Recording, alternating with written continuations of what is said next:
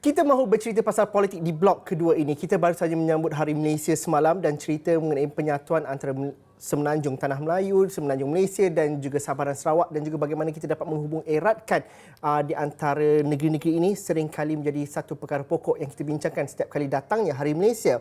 Dan baru-baru ini, Timbalan Presiden PKR mengatakan bahawa Rafizi Ramli kata beliau seru bahawa penduduk di Sabah dan Sarawak tidak termakan permainan politik wilayah yang sempit, kata Rafizi. Tetapi benarkah persepsi dan juga cerita mengenai politik wilayah ini, sentimen ini, bagaimanakah ini menjadi satu perkara yang dominan menjelang pilihan raya umum yang ke-15? Profesor Madya Dr. Awang Azman Awang Pawi, penganalisis politik Universiti Melaya, bersama dengan kita pada jam ini. Pandangan Prof, politik wilayah ini, apa yang kita dapat terjemahkan dan juga bagaimana kita memahami ianya, adakah ianya model politik yang cukup signifikan untuk PRU ke-15, Prof? Okey, terima kasih Zul. Kalau kita lihat Pilihan Raya Negeri Sarawak 2016 dan Pilihan Raya Negeri Sarawak pada tahun lepas, kita lihat politik wilayah itu sentiasa mendapat tempat dan kedudukan oleh rakyat dan juga dimainkan, disemarakkan lagi oleh pemimpin Negeri Sarawak, khususnya GPS. Jadi apabila mereka bereksperimen sejak zaman Tok Nan lagi bereksperimen dengan politik etno-nasionalisme, iaitu menggunakan sentimen kewilayahan, sentimen politik setempat untuk mendapatkan pengaruh sokongan dan dilihat terbukti memberikan kesan, saya kira pada menjelang PRU akan datang, sentimen yang sama juga akan digunakan. Isu mengenai hak Sarawak, isu mengenai perlunya pertambahan kursi sebanyak 35% Sabah dan Sarawak, isu cukai SST ke atas Petronas itu dilakukan, isu penuntutan otonomi yang lebih banyak kepada Sabah Sarawak itu akan sentiasa dimainkan sebab mereka tahu isu tersebutlah yang mendapat tempat di hati rakyat di Sabah dan Sarawak. Jadi saya kira isu ini akan terus berterusan selagi apa yang mereka katakan hak Sabah Sarawak itu, khususnya dalam konteks Perjanjian Malaysia 1963, belum dilihat dapat diterjemahkan secara menyeluruh.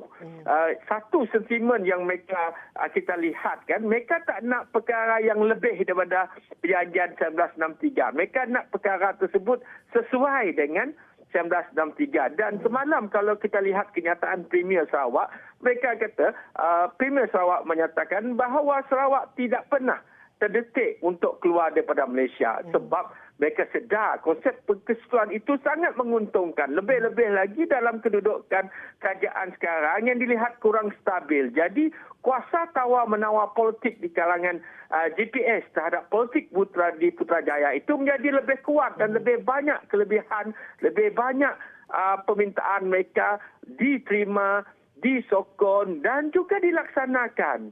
Seperti cukai SST, seperti yang baru ini, pelbagai lagi isu mengenai tuntutan 35% kursi di Sabah Sarawak itu sudah mula diberikan perhatian.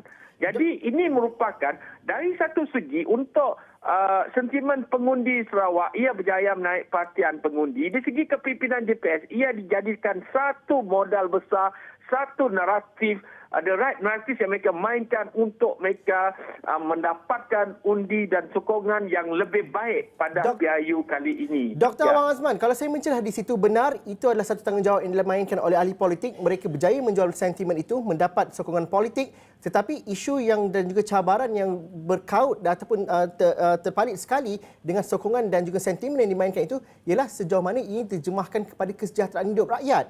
Kemiskinan di Sabah dan Sarawak masih lagi signifikan untuk kita bincangkan. Kemudahan infrastruktur masih lagi berada pada tahap yang belum lagi memuaskan. Dan inilah kritikan yang diberikan oleh saudara Rafizi. Pada pandangan Prof, bagaimana untuk kita hubung jalinkan antara sentimen yang menguntungkan ahli politik dan juga sesuatu yang perlu menguntungkan rakyat dalam masa yang sama dalam kemudahan infrastruktur dan sebagainya. Itu nampaknya kurang seimbang. Adakah Prof bersetuju?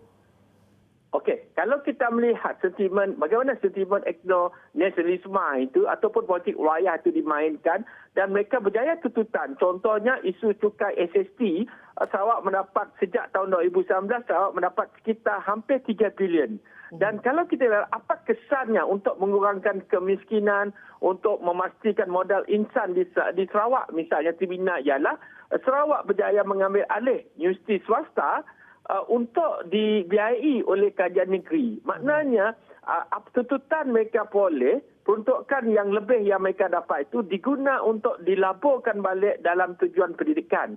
Kita lihat sekarang ini sudah mulai Universiti Swinburne, dulu cawangan Australia, mula dimiliki oleh Sarawak. Begitu juga dengan Universiti Ketin misalnya, yang kita tahu puncanya daripada Australia, sekarang ini mula dibiayai dan diambil oleh Sarawak.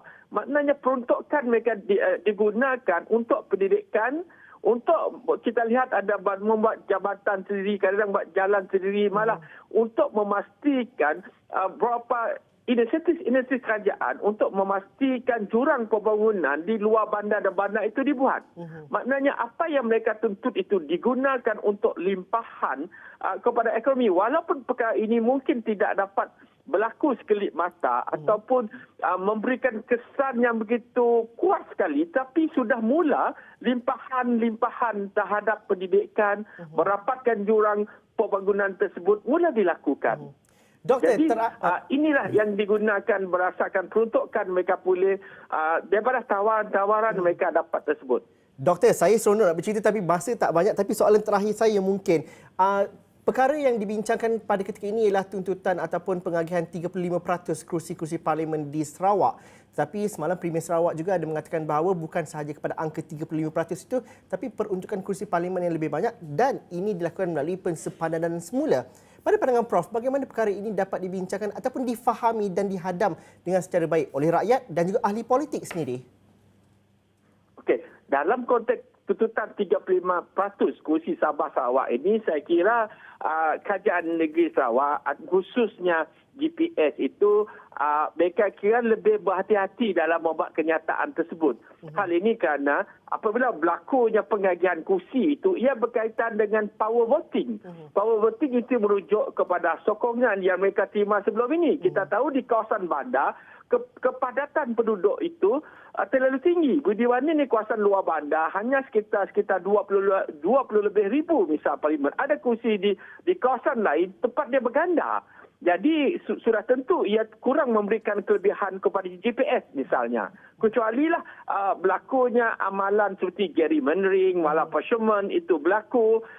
Yang ini boleh menyebabkan apapun yang kita lihat, ia boleh menyebabkan sistem demokrasi menjadi kurang sihat dan juga boleh memberikan kurang kelebihan kepada GPS sendiri yang banyak bergantung kepada kursi-kursi khususnya di kawasan luar bandar. Dan jika ditambah lagi kursi, saya kira kursi yang begitu padat itu akan dipecahkan untuk dibahagikan kepada dua kursi misalnya. Dan sudah tentu di satu segi ia boleh menjadi senjata politik. Maksudnya boleh senjata untuk memberikan kedudukan lebih baik kepada GPS untuk menang kursi, dan pada masa sama risiko yang perlu ditanggung GPS khususnya apabila kursi khususnya di bandar itu, terutama kalangan pengguna misalnya, berisiko untuk tidak memihak kepada GPS. Pada peringkat Jadi sekarang, ini sebenarnya pada peringkat sekarang risiko yang lebih ataupun manfaat yang lebih, Prof, pada pandangan Prof, kalau pertambahan kerusi dan juga persempadan itu dilakukan khususnya di kawasan-kawasan bandar?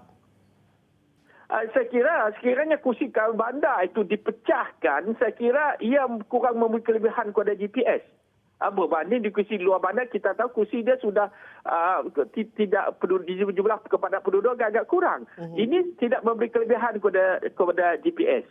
Jadi saya kira GPS akan lebih berhati-hati dalam isu tersebut. Sebarang pertambahan itu belum tentu menguntungkan GPS sendiri, tapi kalau mereka melihat bergerak melangkaui parti, mereka perlu bergerak